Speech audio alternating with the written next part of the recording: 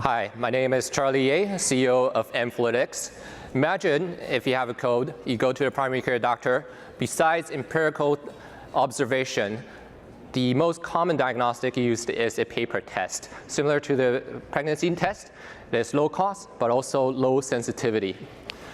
The alternative is a PCR test, which is the highest sensitivity, but it's too high cost to be deployed in primary care settings. Our solution is the Gates Foundation funded simple chip technology to detect viral and bacterial diseases in 15 minutes.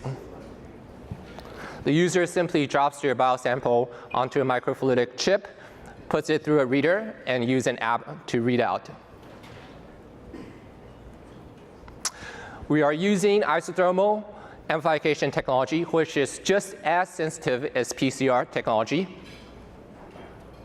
Our microfluidic chip has huge capacity for multiple target detection in one single chip. In contrast to conventional microfluidics, our microfluidics, vacuum-based, is much simpler in construction. Therefore, it is possible to do 10 times lower cost. In the back end is the app for readout and telemedicine integration. Here's a huge TAM size of 56 billion.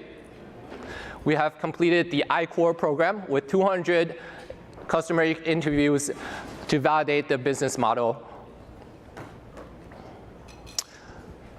Comparing with the competitors, especially BioFire, we want to deliver the same amount of targets, but 5 times faster, 10 times lower cost in consumables, and 100 times lower cost in the reader.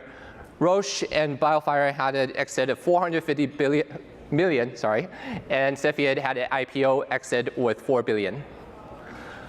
The technology has been licensed from UC Berkeley, published in top-tier journals, Science Advances, and the FDA analysis has been done. I did my PhD in UCSF and UC Berkeley Bioengineering. Our CSO is formerly from Roche. We are part of UC Berkeley ecosystem, Citrus Foundry, QB3, and also selected part of IndieBio Accelerator. Recent news, we just got awarded for a phase 1 $300K SBIR grant.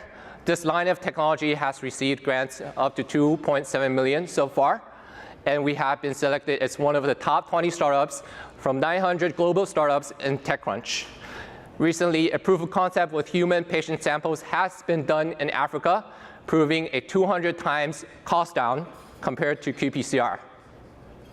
And very exciting recent news, we have developed the world's fastest molecular assay with 5 minutes assay with the same sensitivity, specificity, and limit of detection compared to qPCR, 20 times faster. If you're interested, please talk to me afterwards. Thank you.